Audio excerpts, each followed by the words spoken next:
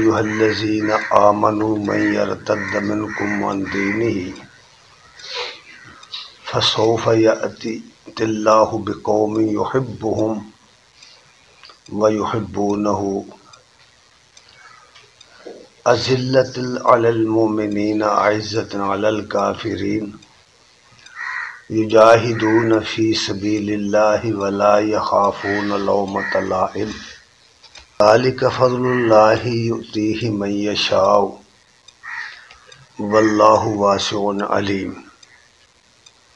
صدق اللہ العظیم۔ حضرات گرامی قدر، شاید آپ کو معلوم ہو کہ جماعت اسلامی پاکستان نے فہم قرآن کلاس کے سلسلے میں پورے ملک کے اندر ایک مہم کے طور پر یہ پروگرام شروع کیے ہوئے ہیں۔ مختلف مقامات پر جہاں جہاں بھی رفقائے جماعت موجود ہیں وہ یہ پروگرام اپنے استطاعت کے مطابق کر رہے ہیں۔ اسی سلسلے کی یہ بھی ایک کڑی ہے۔ اس میں ہمارے رفقا نے اس کا ایک خاص کورس ہے جو طے کیا ہوا ہے۔ اس میں سے یہ آیات میں نے یہاں اس وقت تلاوت کی ہیں۔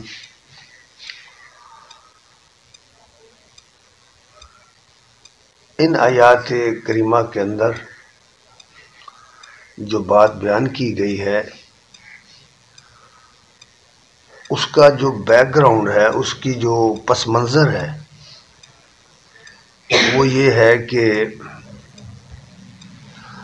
مدینہ طیبہ کے اندر ایک خاص گروہ تھا جو اسلام کا دشمن تھا، وہ یہودی گروہ تھا۔ یہودی بڑے سرمایہ دار تھے، ان کے پاس دولت بہت تھی۔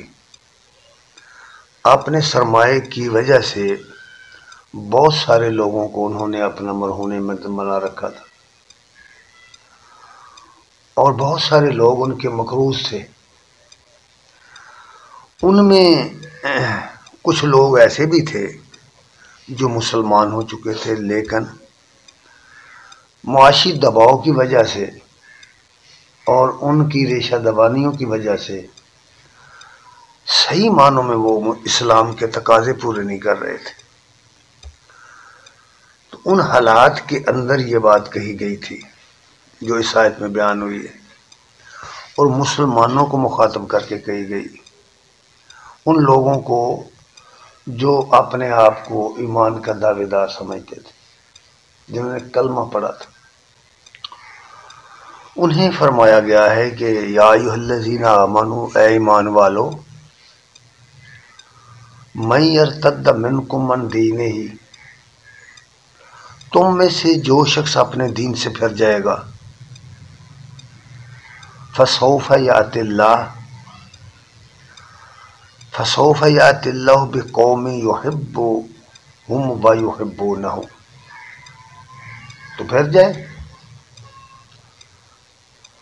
یاد رکھو اللہ تعالیٰ ایسے لوگوں کو لے آئے گا جو اس کے ساتھ محبت کرتے ہوں گے، اور اللہ انہیں محبوب رکھتا ہوگا۔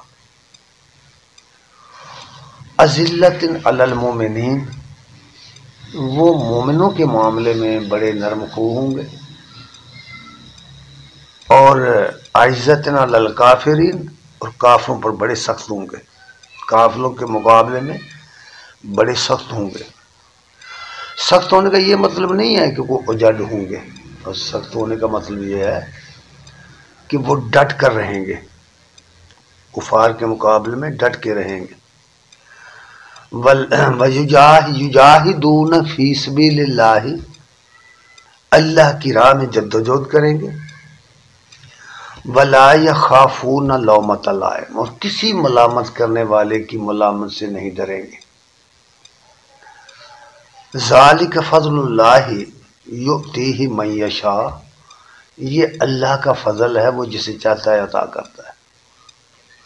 اللہ کے اس فضل کا ہر شخص مستحق نہیں ہوتا، وہی ہوتا ہے جو اسراء میں جم کے کھڑا ہو جائے، اپنے ایمان کے تقاضے پورے کرے۔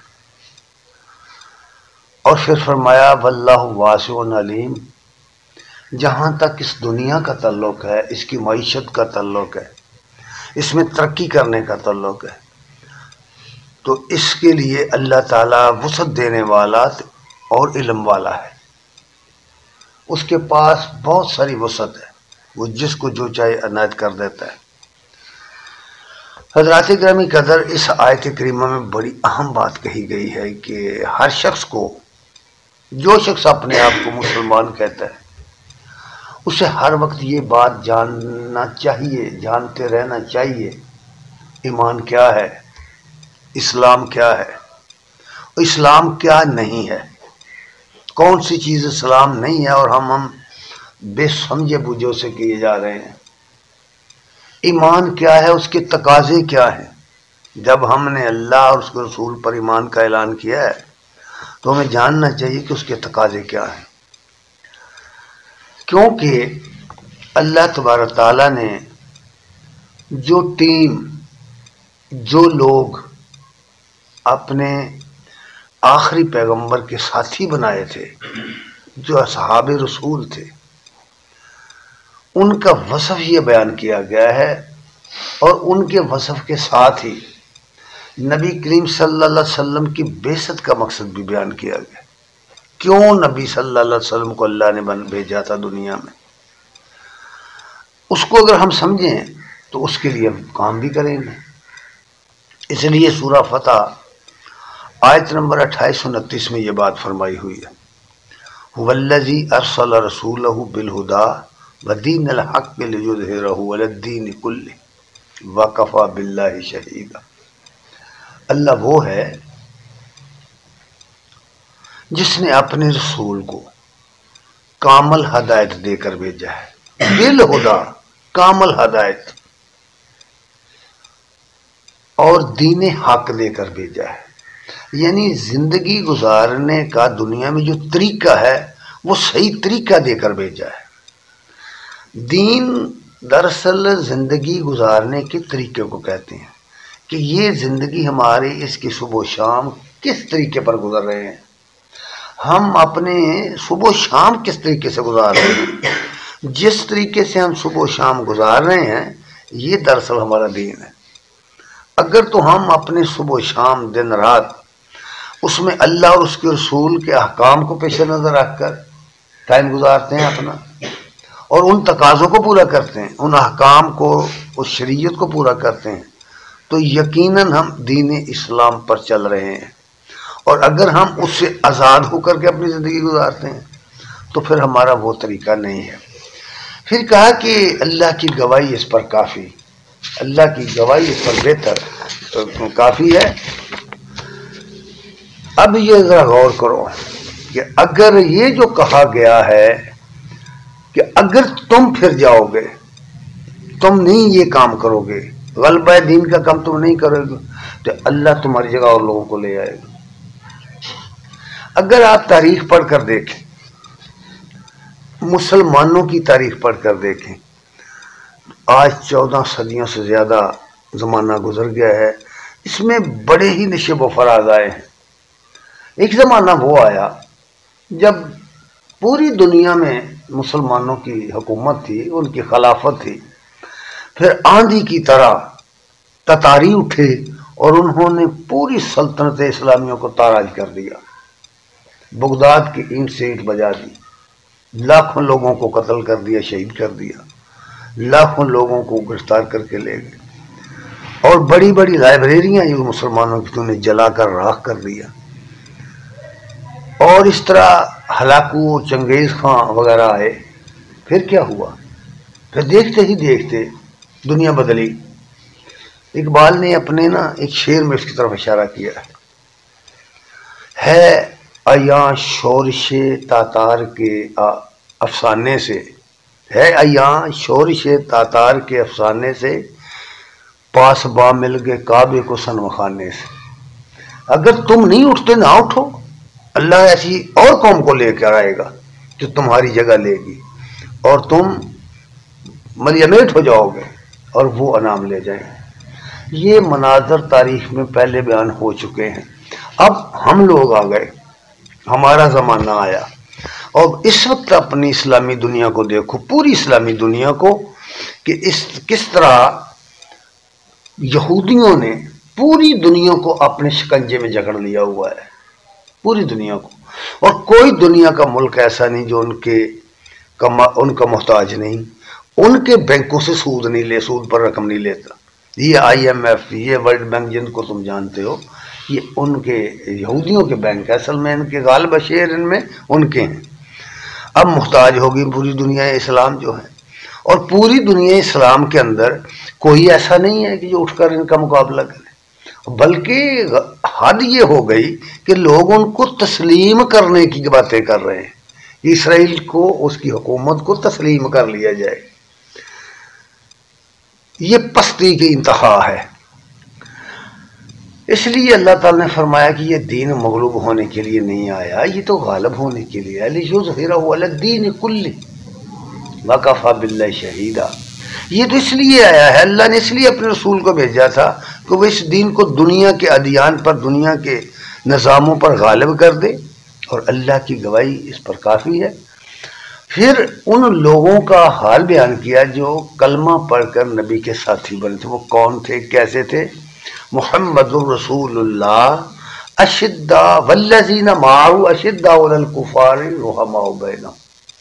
محمد صلی اللہ علیہ وسلم اللہ کے رسول ہیں، اور آپ کے جو ساتھی تھے، آپ کے جو ساتھی تھے وہ مقابلے میں، کفار کے مقابلے میں لوہے کے چنے تھے، اور آپس میں رحیم کریم تھے، آپس میں شفیق تھے. اچھا، اب یہ جو آیت ہے، کیا اس آیت کا مظہر ہم لوگ بھی ہیں کہ ہماری وہی حالت ہے جو اس میں بیان کی گئی ہے؟ صاف ظاہر ہے کہ یہ نہیں. ہماری جو صفت بیان کی گئی ہے وہ اقبال کے الفاظ میں کہ نرم دم گفتگو گرم دم جستجو. مومن کی جو شان ہے، نرم دم گفتگو گرم دم جستجو، رزم ہو کہ بزم ہو پاک دل و پاک باز. مومن کی تو شان یہ ہے کہ وہ نرم گو ہوتا ہے، اور اس کی جستجو ہر وقت جواں ہوتی ہے. وہ ہر وقت، ہر دم مجاہد ہوتا ہے. وہ ہر وقت جہاد فی سبیل اللہ کے لیے تیار ہوتا ہے. کیوں؟ جہاد تو آدمی کی زندگی سے شروع ہوتا ہے، اس کے من سے شروع ہوتا ہے. اس لیے یہ فرمایا کہ رزم ہو یا بزم ہو، جنگ کا میدان ہو یا سکھ کا دل پاک ہوتا ہے، اس کا کردار پاک ہوتا ہے. مومن کی شان یہ بیان کی گئی.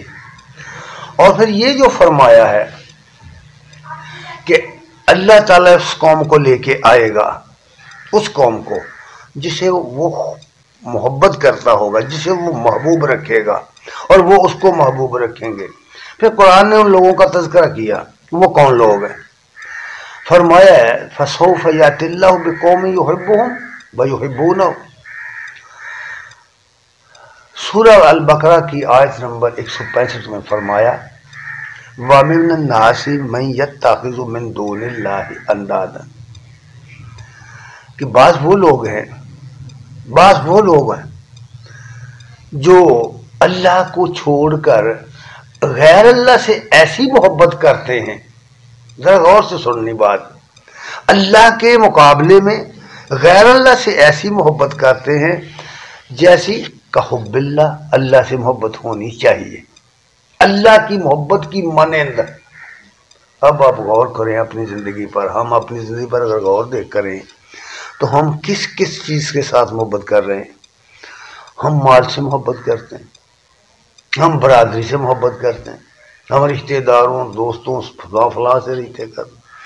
ہمارے اندر وہ محبت کہاں ہے جو اللہ کی محبت کے مقابلے میں ہم سب کو تج کرتے ہیں؟ ویسے تو بہت کچھ علماء حضرات ہمیں بتاتے رہتے ہیں. علماء بتاتے ہیں کہ ابو بکر رضی اللہ تعالیٰ عنہ کے بڑے بیٹے عبد الرحمن جو تھے وہ ابتدا میں مسلمان نہیں ہوئے تھے. اور جنگ بدر میں کفار کی طرف سے لڑنے آئے تھے۔ پھر بعد میں اللہ تعالیٰ نے توفیق دی، مسلمان ہو گئے۔ تو کسی مجلس میں بیٹھے بٹھائے انہوں نے کوئی بات چھڑ گئی تو کہنے لگے کہ ابا جان میں نے فلاں موقع پر اس لیے آپ کو قتل نہیں کیا کہ مجھے یہ لحاظ آ گیا کہ آپ میرے والد ہیں، آپ میری تلوار کی زد میں آ گئے تھے۔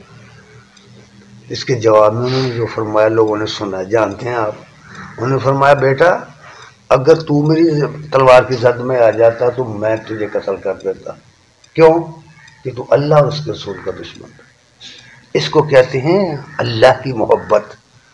اس لیے فرمایا ہے نا کہ والذین آمنوا اشد حبا للہ، کہ جو مومن ہوتے ہیں وہ اللہ کی محبت میں بہت سخت ہوتے ہیں۔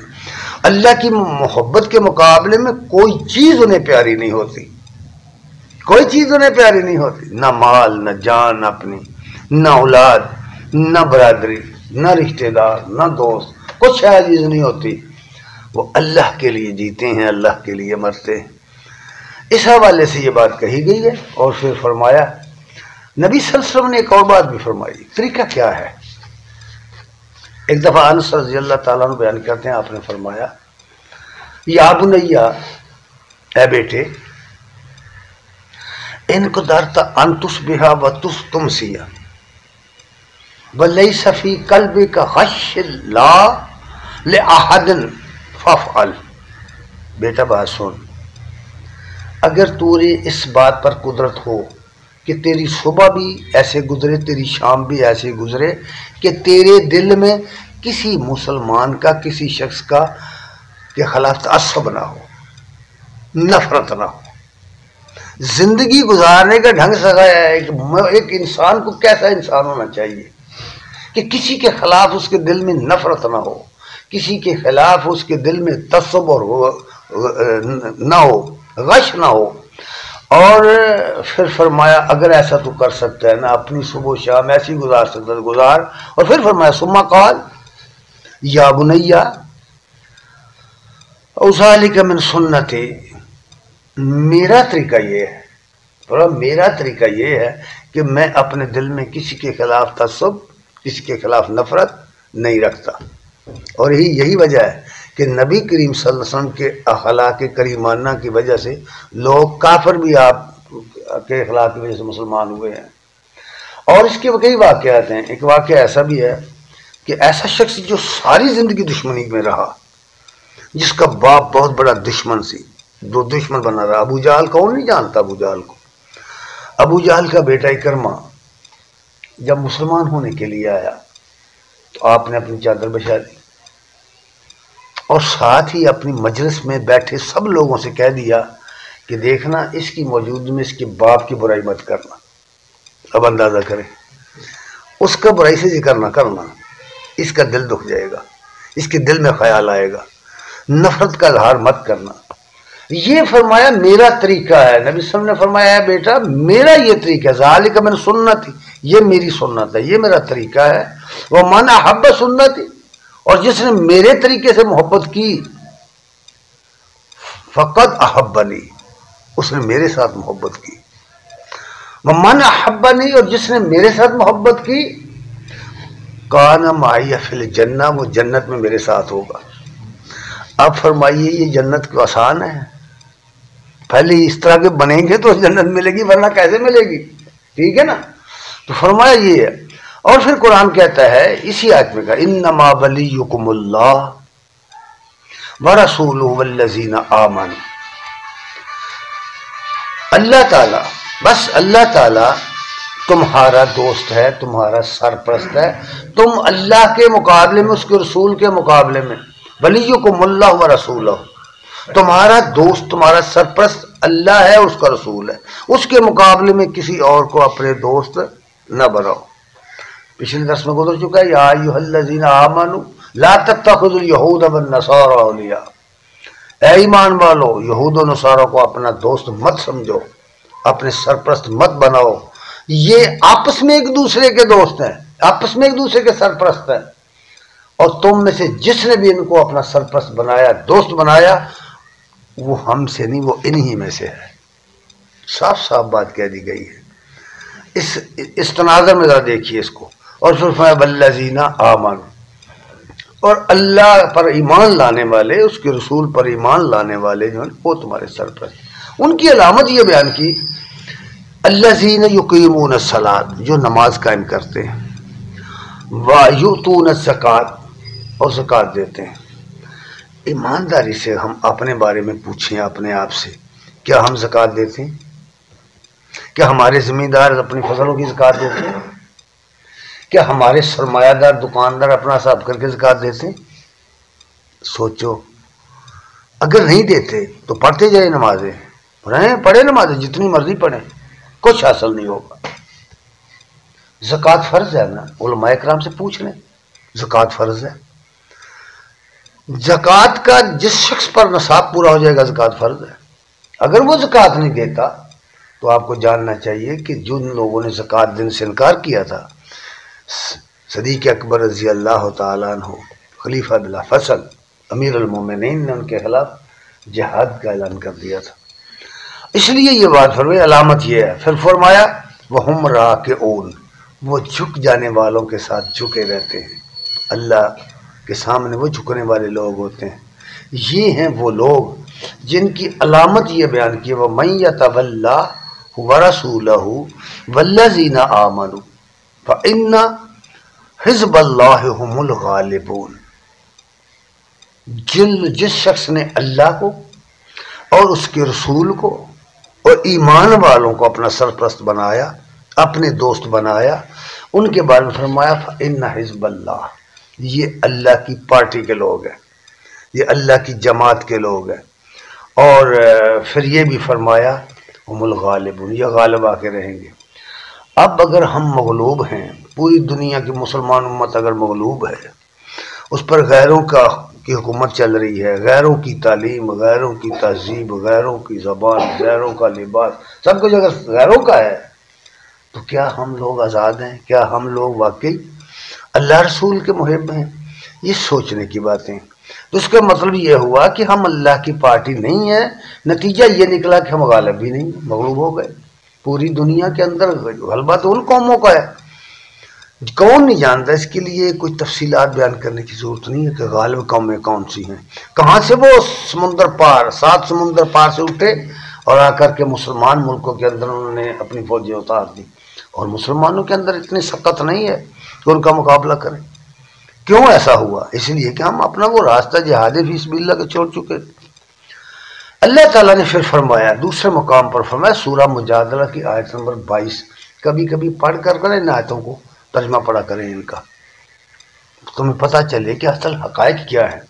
فرمایا اللہ تعالیٰ لا تجد قوما یؤمنون باللہ والیوم الآخر، جو لوگ اللہ پر ایمان لائے ہیں، قیامت کے دن کو مانتے ہیں، قیامت کے دن پر ایمان لائے ہیں، تم کبھی بھی ان کو ایسے نہیں پاؤ گے جو آگے صفتیں بیان کی. یوادون من حاد اللہ ورسولہ، جو لوگ اللہ اور اس کے رسول کے دشمن ہیں، تم ان ایمان والوں کو کبھی ان کا دوست نہیں پاؤ گے، کبھی ان کو دوست نہیں پاؤ گے. یہ ایک بالکل میزان اور کسوٹی بنا کے رکھ دی ہے، صرف نشان لگا دیا دنیا کے اندر. کون ہیں وہ لوگ جو ان کو دوست بنا کے رکھتے ہیں؟ اس لیے فرمایا دیکھو، خواہ وہ ولو کانوا آباءہم، خواہ وہ ان کے باپ ہوں، او ابناءہم، خواہ ان کے بیٹے ہوں، او اخوانہم، خواہ ان کے بھائی ہوں، او عشیرتہم، خواہ ان کے قبیلے کے لوگ ہوں. اولئک کتب فی قلوبہم الایمان، یہ وہ لوگ ہیں جب اللہ اور اس کے رسول کے لیے آبا و اجداد کی رسم کو توڑ دے آدمی، جب برادری کی رسموں کو چھوڑ دے آدمی، جب اولاد کی محبت کو چھوڑ دے آدمی، تب اس کے بارے میں کیا کہا؟ کتب فی قلوبہم، یہ ہیں وہ لوگ جن کے دلوں میں ایمان کو گاڑ دیا ہے اللہ نے، یہ ہیں وہ لوگ جن کے دلوں میں ایمان کو لکھ دیا ہے اللہ نے. یہ وہ لوگ ہیں، ان کی علامت یہ بیان کی گئی. اگر یہ نہیں ہے تو یقین مانیے، یقین مانیے کچھ کام نہیں آئے گا. اصل چیز جو دین اسلام کی ہے نا، وہ محبت رسول، محبت خدا ہے. اگر وہ اس میں خامی ہے اور اس کے تقاضے پورے ہم نے نہیں کیے تو وہ نہیں ملے گا جو آگے بیان کیا گیا وَأَيَّدْهُمْ بِرُوحٍ مِّنْهُ، پھر اللہ اپنی طرف سے ایک رحمت خاص کے ساتھ ان کی تائید کرتا ہے ایسے لوگوں کی، اور ساتھ ہی فرمایا يُدْخِلُهُمْ جَنَّاتٍ تَجْرِي مِن تَحْتِهَا الْأَنْهَارُ خَالِدِينَ فِيهَا، اللہ تعالیٰ انہیں جنتوں میں داخل کرے گا جن کے نیچے نہریں بہتی ہیں، اور وَرَضُوا عَنْهُ رضی اللہ عنہ ورضوا عنہ، اللہ ان پر راضی ہو گیا اور وہ اللہ سے راضی ہو گئے جنہوں نے ایمان کے تقاضے پورے کر دیے۔ اور پھر ساتھ ہی فرمایا اولئک حزب اللہ، یہ ہے اللہ کی پارٹی کے لوگ۔ اب اگر ہم اس دنیا کے اندر ان کو پہچان نہیں سکتے، اس پارٹی کو، اس جماعت کو پہچان نہیں سکتے، ایسے لوگوں کو پہچان نہیں سکتے، تو اس کا مطلب یہ ہے کہ ہم نے نہ قرآن پڑھا، نہ حدیث پڑھی، نہ سنت رسول پڑھی، نہ نبی کی سیرت پڑھی، نہ اصحاب کی سیرت پڑھی۔ ہمارے سامنے تو وہ نمونے موجود ہیں، ہمیں اپنے عمل میں ان کو ڈھالنا ہے، اپنے عمل میں لے کے ان کو آنا ہے۔ اس لیے فرمایا اولئک حزب اللہ، یہ اللہ کی پارٹی کے لوگ ہیں، اور ساتھ یہ بھی فرمایا الا حزب اللہ، سن رکھو یہ بات کہ اللہ کی پارٹی ہم المفلحون، فلاح پانے والے لوگ جو ہیں وہ صرف اللہ کی پارٹی کے لوگ ہیں۔ اپنے آپ کو اللہ کی جماعت ثابت کرنا اپنے عمل سے، یہ ہمارا فریضہ بن گیا، سمجھے؟ یہ ہے اصل بات۔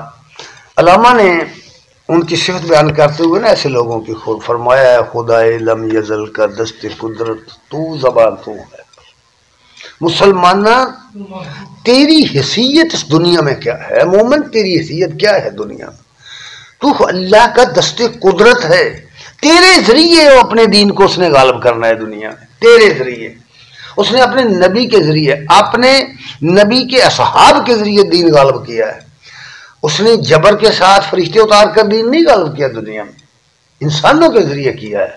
اس لیے وہ کہتے ہیں خدائے لم یزل کا دست قدرت تو زباں تو ہے، یقین پیدا کر ہے غافل مغلوب گمان تو ہے، تو یقین کیوں نہیں پیدا کر رہا، کیوں وہ گمانوں کے اندر پڑا ہوا ہے؟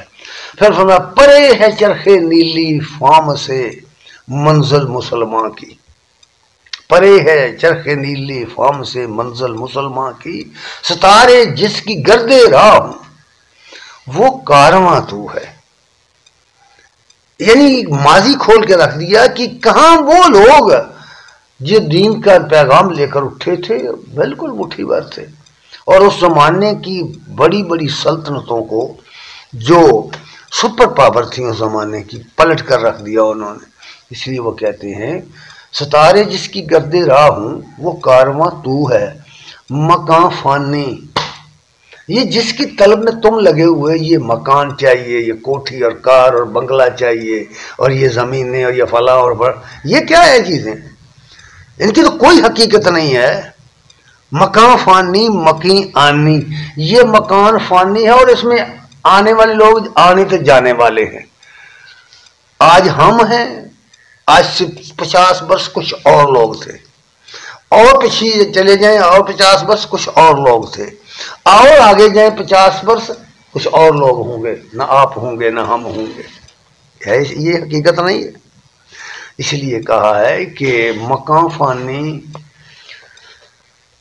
مکی آنے، یہ بسنے والے آنے جانے والے ہیں، ازل تیرا ابد تیرا، اگر ایمان والا ہے تو پھر تو تیری حکومت، ازل تیرا ابد تیرا، خدا کا آخری پیغام تو ہے، دنیا میں خدا کا آخری پیغام تو ہے، جاویداں تو ہے، ہمیشہ رہنے والا تو ہے۔ اسی لیے دوسری جگہ علامہ کہتے ہیں گر تمہیں خواہی مسلمان زیستن نیست ممکن جذبہ قرآن زیستن، اگر تو مسلمان بن کر رہنا چاہتا ہے تو قرآن پڑھے بغیر، قرآن کو سمجھے بغیر مسلمان نہیں بن کے رہ سکتا۔ یقین پیدا کرو۔ حقیقت یہ ہے کہ اللہ تبارک تعالیٰ نے ہمیں جو کتاب دی ہے، یہ علم کا خزانہ، اس کتاب کو پڑھو، چھوڑ دو سب کچھ، اس کو پڑھو۔ یہ انقلاب کی کتاب ہے، یہ آدمی کو اندر سے ایمان بخشتی ہے۔ یقین مانیے یہ جب پڑھتے ہیں نا ہم اس کتاب کو سمجھ کر پڑھتے ہیں تو یہ کتاب آدمی کو بتا رہی ہوتی ہے کہ تیرے اندر کیا کیا خامیاں ہیں، اور جو شخص ان خامیوں کو سمجھ جائے گا وہ دور کرنے کی کوشش کرے گا تو مسلمان بن جائے گا، مومن بن جائے گا، اور اگر وہ نہ کر سکا تو بھاگ کھڑا ہوگا، میدان چھوڑ جائے گا۔ یہ کتاب بولتی ہے، یہ کلام الہی ہے، یہ بولتی ہے، بول کے بتاتی ہے کہاں ہیں خامیاں، کہاں ہیں کمزوریاں، ان کو دور کرو۔ یہ مت سمجھو کہ ہم بہت تھوڑے ہیں، اللہ تعالیٰ نے ہمیشہ دنیا میں انقلاب تھوڑوں کے ذریعے پیدا کیا ہے، ہمیشہ تھوڑے لوگوں کے ذریعے پیدا ہوا ہے۔ صحابہ کی جماعت کو بڑی نہیں تھی، بعد میں آنے والوں کو دیکھو، میدان بدر کو دیکھو، میدان احد کو دیکھو، میدان عذاب کو دیکھو، جتنی جنگیں ہیں نبی کریم صلی اللہ علیہ وسلم نے اپنی زندگی میں 83 جنگیں لڑی، ہر 23 دن کے بعد ایک جنگ پڑتی، پوری زندگی جدوجہد کی زندگی ہے۔ دیکھو ان میں کتنے لوگ تھے غیر مسلح، پیسے بھی نہیں ہیں، چندی پہ کام چل رہا ہے۔ کیا نبی صلی اللہ علیہ وسلم نے کوئی فوج بھرتی کی ہوئی تھی؟ کبھی سوچا آپ نے؟ فوج تھی آپ کے پاس، تنخواہیں دیتے تھے آپ ان کو؟ نہیں، جب صدا ہوتی تھی آئے آئے آؤ لوگوں، اللہ کے دین کے غلبے کے لیے مہم چل رہی ہے، لوگ خود بخود آتے تھے، آپ جانے لے کے آتے تھے، مال لے کے آتے تھے، سامان لے کے آتے تھے، پھر اللہ کی راہ میں نکلتے تھے، پھر اللہ انہیں کامیابی دیتا تھا۔ آج ہم نہ آپ خود نکلتے ہیں نہ ہی ہم اپنا مال دیتے ہیں، تو ہم سمجھتے یہ ہیں کہ اسلام غالب آ جائے، مسجد میں بیٹھ کے اللہ اسلام کو غالب کر دے، مسلمانوں کو فتح دے دے اور کافروں کو شکست دے دے۔ کیسے بھائی؟ آپ یہاں مسجد نکل کر نکلیں، میدان جہاد میں شکست ان کو ہو جائے گی، جب یہاں نکلنا ہی نہیں تو دعاؤں سے یہ دشمن کے جہازوں میں کیڑے نہیں پڑیں گے۔ دعا ہے کہ اللہ تعالی ہمیں امن کی نمن نصیب فرمائے اور ہمیں قرآن سمجھنے کی توفیق عطا فرمائے اور عمل کی توفیق عطا فرمائے۔ وآخر دعوانا الحمدللہ۔